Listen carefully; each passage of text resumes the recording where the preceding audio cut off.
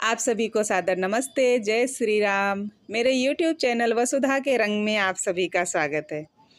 बंधुओं, आज पुस्तक श्रृंखला के अंतर्गत मैं महाभारतम के वन पर्व से उर्वशी और अर्जुन के संवाद से कुछ कड़ियाँ लेकर आई हूँ। उर्वशी और अर्जुन का संवाद जो है, प्रकरण है, वो महाभारतम के वन पर्व में मिलता है।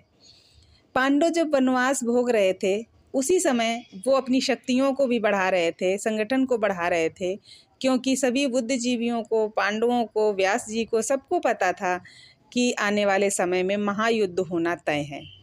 ऐसी स्थिति में पांडव वनवास के दौरान जो कलाएं उन्हें कम आती थी, उन सभी को बढ़ाने में लगे हुए थे।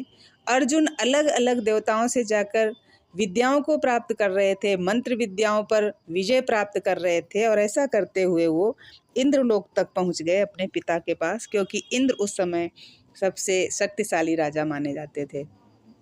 तो इंद्र से भी जो विद्याएं ग्रहण करनी थी, वो सारी विद्याएं ग्रहण करने के उद्देश्य से पहुंच गए। अपने पुत्र को आया देखकर इंद्र बहुत ही हर्षित हुए, बहुत भव्य आयोजन किया, स्वागत किया, और ऐसी इच्छा भी की कि अर्जुन सदैव इंद्रलोक में ही रह जाएं। परंतु अर्जुन ने मना कर दिया। उन्होंने बताया कि मैं एक विशेष प्रयोजन से यहाँ आया हूँ। परंतु इंद्र के विशेष निवेदन पर अर्जुन वहाँ 5 वर्षों तक रहे। बहुत सारी विद्याएं जो बाकी थी वो सारी सीखी। इंद्र के कहने पर उन्होंने नृत्य और संगीत कला भी सीखी, क्योंकि इंद्र ने कहा कि पुत्र, मनुष्य लोक में ये कला प्रचलित नहीं है और आने वाले भविष्य में इस कला से तुम्हारा कल्याण होगा, इसलिए इसे भी सीखनी चाहिए। जब अर्जुन ने संगीत और नृत्य कला भी सीख ली, तब इंद्र ने एक दिन गंधर्वराज को बुला के कहा कि अप्सराओं में श्रेष्ठ उर्वशी को जाकर आज्ञा दो कि वो मेरे पुत्र अर्जुन की सेवा में उपस्थित हों, क्योंकि मुझे ऐसा लग रहा है मेरे पुत्र अर्जुन उर्वशी पर आकर्षित हुए हैं। उर्वशी को यह सुनकर बहुत आनंद हुआ कि धनुर्धारी बलवान इंद्रिय संयमी अर्जुन ने उनकी इच्छा की है, और वो सज धज कर अर्जुन के पास पहुंच गईं। अर्जुन ने उनको आया देखकर बहुत ही संकोच हुआ अर्जुन को, और वो तुरंत उनके चरण वंदन करके खड़े हुए। जब उन्होंने उर्वशी के चरण वंदन किए तो उर्वशी अवाक रह गईं। उन्होंने कहा कि मैं आपके पिता की आज्ञा से आपकी सेवा में उपस्थित हुई हूँ। मुझे भी आपकी चिरकाल से इच्छा थी, अब मैं कामदेव के वश में हूँ। जब उर्वशी ने ऐसा कहा तो अर्जुन ने अपने कान बंद कर लिए और उन्होंने कहा, ऐसी बातें मेरे लिए सुनना भी पाप है। आप मेरे लिए माता शची, माता कुंती, माता माद्री के समान है।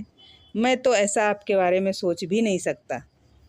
उर्वशी ने पूछा भी कि जब भव्य आयोजन हुआ था उस समय आप एकटक मुझे निहार रहे थे, इसलिए आपके पिता ने मुझे ये आज्ञा दी कि मैं आपकी सेवा में उपस्थित हूँ। तब अर्जुन कारण बताते हैं कि हे अनगे, मेरी दृष्टि में कुंती, माद्री और शची का जो स्थान है वही तुम्हारा भी है।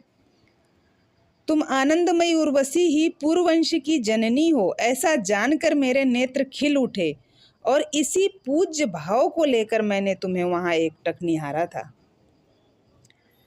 अर्जुन यहाँ बताते हैं कि आप पूर्ववंश की जननी हो, ऐसा जानकर मैं खुश हुआ था, और आपको पूज्य भाव में माता के समान देखते हुए एकटक निहारा था।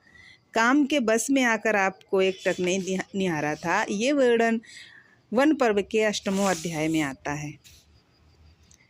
उर्वशी के बहुत निवेदन करने पर भी जब अर्जुन नहीं माने, तब उर्वशी क्रोध से व्याकुल हो उठी और उन्होंने अर्जुन को श्राप देते हुए कहा कि अर्जुन, तुम्हारे पिता इंद्र के कहने से मैं तुम्हारे घर पर आई और काम बाण से घायल हो रही हूँ, फिर भी तुम मेरा आदर नहीं करते, अतः तुम्हें स्त्रियों के बीच में सम्मान रहित होकर नर्तक बनकर रहना पड़ेगा।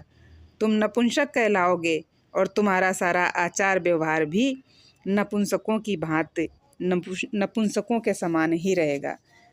ऐसा अभिशाप देकर वो चली गईं वापस, और अर्जुन बहुत व्यथित हो गए। वो दौड़ते हुए इंद्र के पास गए, उनको सारी बातें बताईं। तब इंद्र ने उनके शाप मुक्ति के लिए बताया कि इस शाप से मुक्त तुम अपने अज्ञातवास के दौरान हो जाओगे। जब अज्ञातवास में रहना तो इस शाप से मुक्त होने के लिए कार्य कर लेना।